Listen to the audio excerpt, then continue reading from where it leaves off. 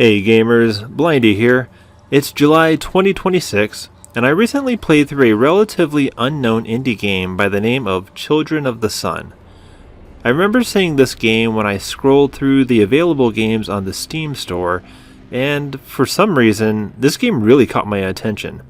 So, like any other good game, I bought it and let it sit in my backlog. But this one didn't sit there very long. It looked too intriguing to just let it sit, so I convinced myself to install it and play through it. This game was developed by a single person, René Rother. To be honest, I don't know how French I should pronounce this name, so I hope I got it right. If not, my apologies. Children of the Sun was released on April 9th, 2024 through publisher Devolver Digital, which has a tremendous track record of releasing solid indie games. Unfortunately, if you want to play this game, it's only available on Windows, so there won't be a console version available for you folks that aren't PC gamers. I played this game on my LCD Steam Deck, and you can get your hands on this game without having to spend much money on it. The standard price currently is just under $20 Canadian, and when you can find it on sale, it can go down to 60% off, meaning you're spending less than $8. Not to spoil too much of this review, but this game is definitely worth $8. And it's a small game, so installing it shouldn't be a problem if you've loaded a bunch of other games on your system. It's recommended that you have 4 gigs available, and my install was 3.6 gigs. I've never played this game before, and there's no difficulty option, so I can't make my usual claim of playing the game on normal difficulty. This game is verified for the Steam Deck for those of you interested, and I was a bit surprised that this game only gave me about an hour of time worth of battery life. By appearances, this game shouldn't tax the system all that much, so I would have expected around 2 hours, but I wasn't able to get very far along without needing to plug back in. At least, even at 1 hour, you'll be able to play through several levels, but this game had great potential of being a really good road trip game. Alas, 'tis not the case. Critical reviews for this game seem to be pretty good. Metacritic sits at 81, and user reviews on Steam place this game at 92% approval rating, with around 1900 reviews. This game doesn't have an ESRB rating, but if you're concerned, there's violence, as you might expect when you shoot people dead, and some cartoon blood, though maybe the ESRB would say it's just regular old-fashioned blood, but what do I know? And as always, How Long to Beat lists a time that makes no sense to me. The main story, according to them, should take you around 3.5 hours, but I took around 5.5 hours. It's a short game, but either I way overshot the time, or some less than accurate numbers are being posted. That, or people are replaying the game and flying through it the second, third, or whatever run they're on. And being a puzzle-style game, that could make sense. Alright, before we continue on and I tell you about the story, gameplay, and my thoughts, just know that if you're a person that doesn't want things spoiled for you, this might be the point where you need to take caution. I will be discussing things that you may not want to know about, so be prepared that from this point forward, there are potential spoilers ahead.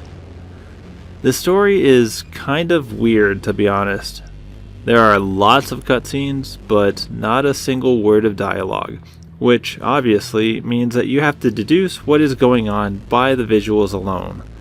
This can be a bit challenging since the cutscenes can be short, and the content can seem a bit vague. But given that there are 25 missions in this game, you can start to connect the dots to figure out what is going on. Essentially, you play as a young woman, equipped with a mask and a sniper rifle. A cult seems to have infected the minds of the people, and you take it upon yourself to eliminate the people that have been infected with this cult-like thinking, slowly working your way to gain access to the leader. By the end of the game, the leader has surrounded himself with powerful defenses, and trying to clear the way to him is quite a hurdle. And that's the charm of the game, so to speak.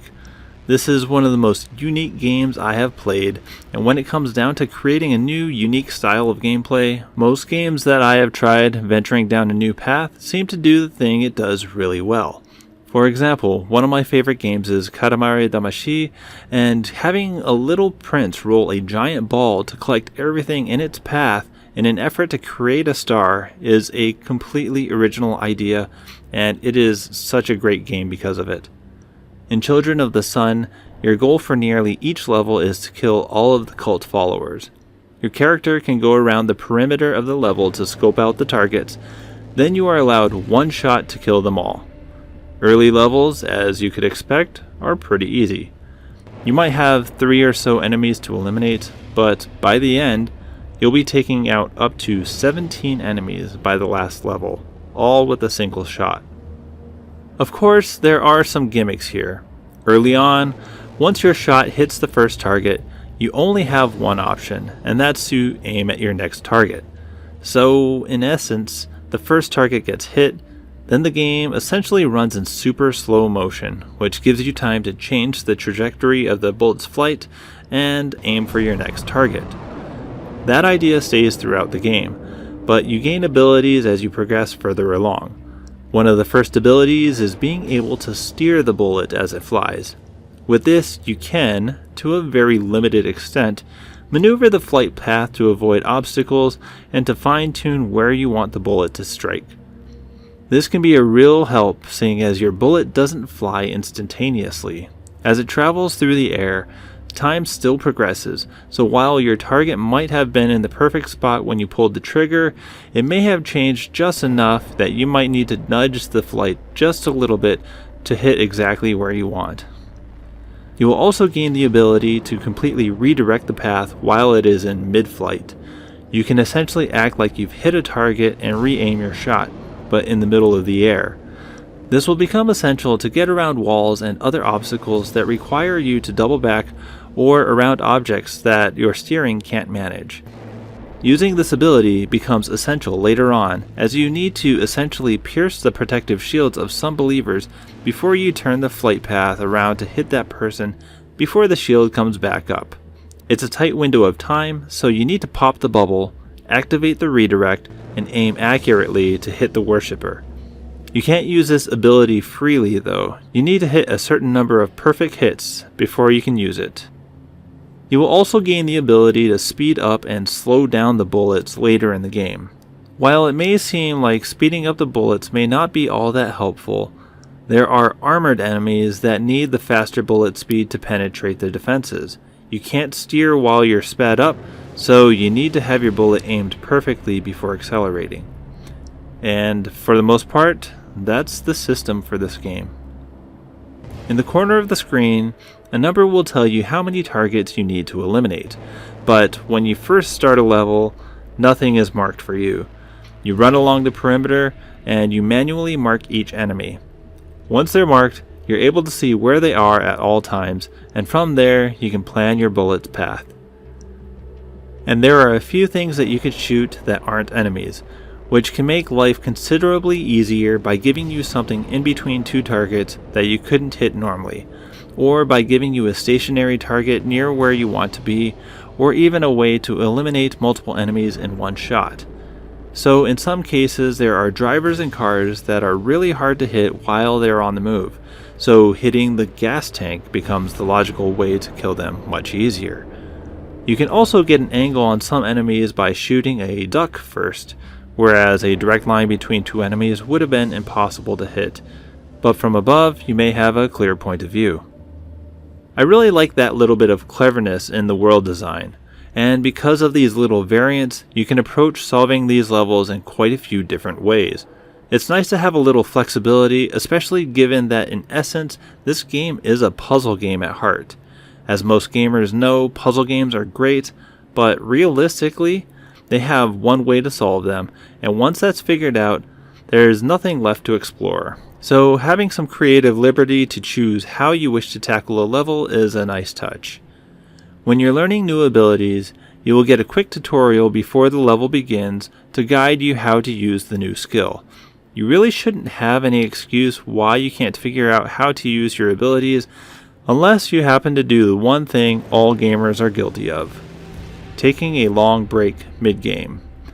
If you take some time off, you might forget how to manipulate your shots, but even then, this game is not that complicated. There aren't a lot of skills to learn, so it wouldn't take long for you to regain your form.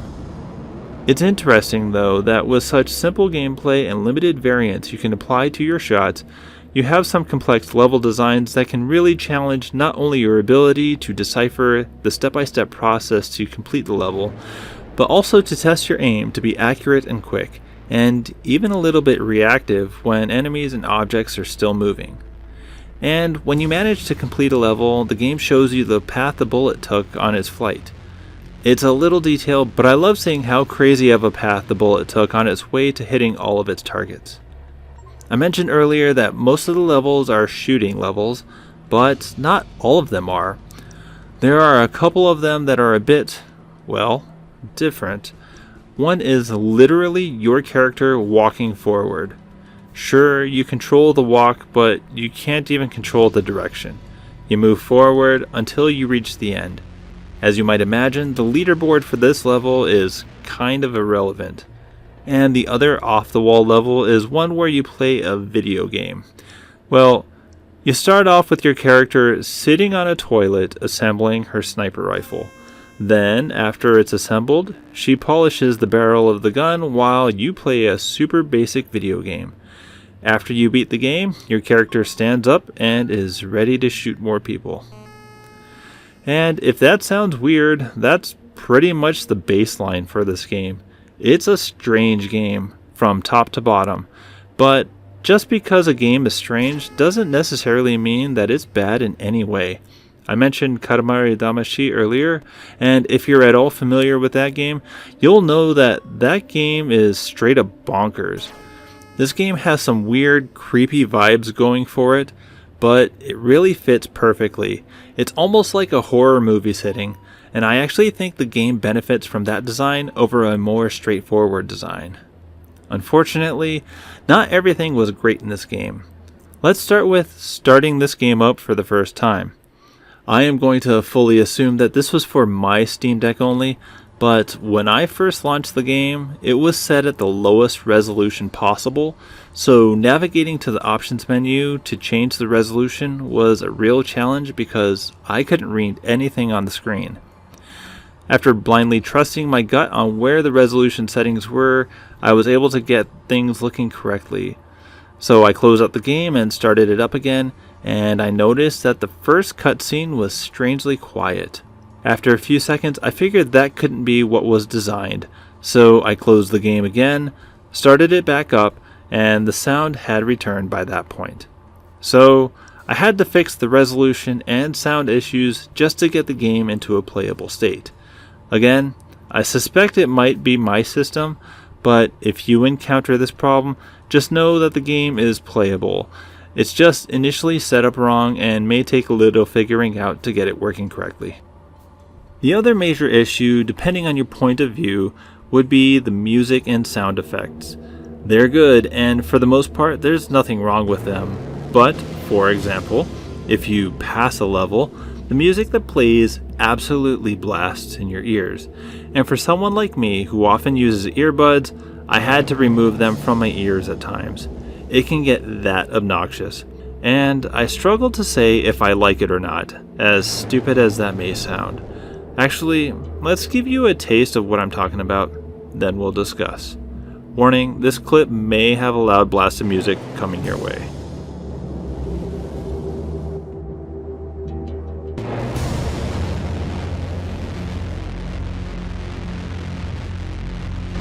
I hope that wasn't terrible for you. I tried to be nice to your ears. So, given the visuals and the overall theme of the game, I would say that the sound fits the experience of the game. So, it makes perfect sense.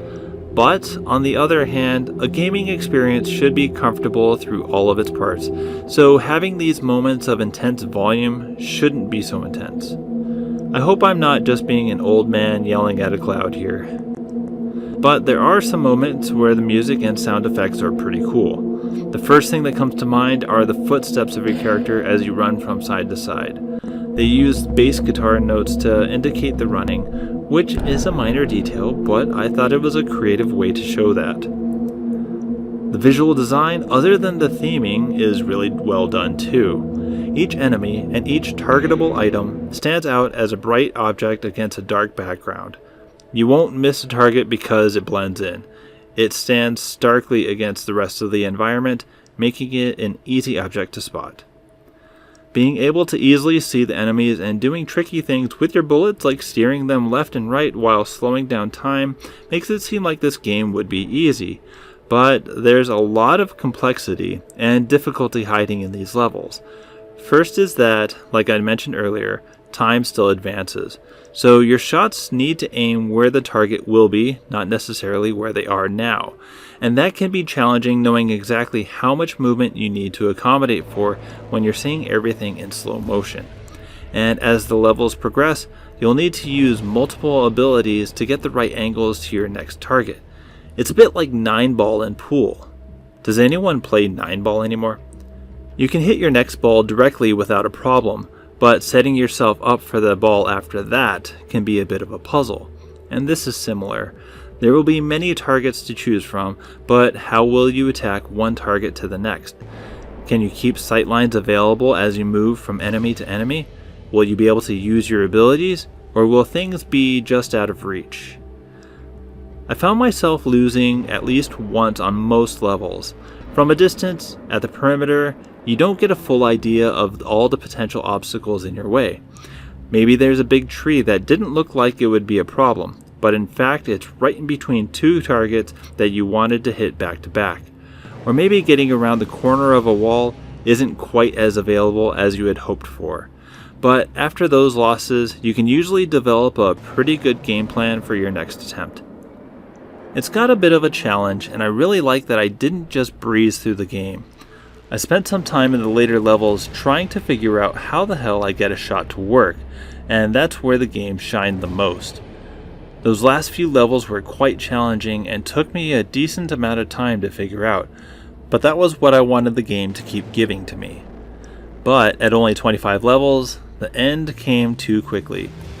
The game is pretty short overall, and I would have loved that it kept going. Children of the Sun scratched some kind of itch for me to combine shooting skill with puzzle mechanics in such a unique way. It's certainly not a game mechanic you'll see in any AAA game, and it's unlikely you'd find it in pretty much any other game available. So when all is said and done, I would easily recommend this game. It's clever, and even with an odd design and spooky mood, it just works so well as a game that I had a ton of fun with it, and I fully expect most other people will too. The quirks, like the music and loading for the first time, they're kind of a turn-off, but not enough that it should scare away anyone looking at trying something new. And this game is mildly replayable. It can be fun just to replay these levels, but there's also a leaderboard for those that like challenging for the best of the best. If this is you, I'll warn you that you will struggle to top the leaderboards if you're using a controller. There are multipliers that tick down if you're not quick, and you can't spin around fast enough with just the thumbstick. Now, as I say that, I don't believe there's a button that offers quick turns, like a 90-degree turn, so if that was an option, you might actually be able to be competitive. And those are my thoughts on Children of the Sun. Definitely check it out if you're looking for something new. Let's score this thing. I'll give Children of the Sun a 9 out of 10. 90%. If you couldn't tell by now, I really enjoyed this game. Probably much more than I expected going in. It's not perfect and it's a bit short, but I had a lot of fun with this game and would have loved for there to be more of it. But we got what we got, and what we got made me happy, so that's all I really need from my games. As you can expect, there really isn't a boss in this game, but that's not going to stop me from showing you some of the boss fight. Here we go.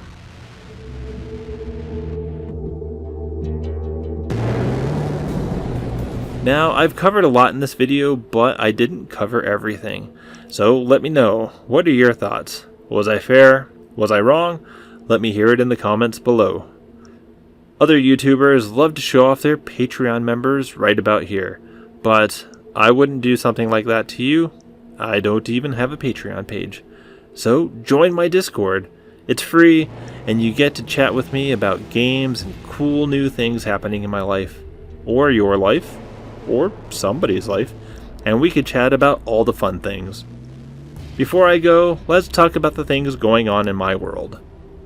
For gaming, I just finished Cyberpunk 2077, so I'm excited to start working on that video in the near future. Also, I've ordered a Miu Mini Plus, which is a handheld ROM system, much like similar systems like the Analog Pocket, if you're familiar with that.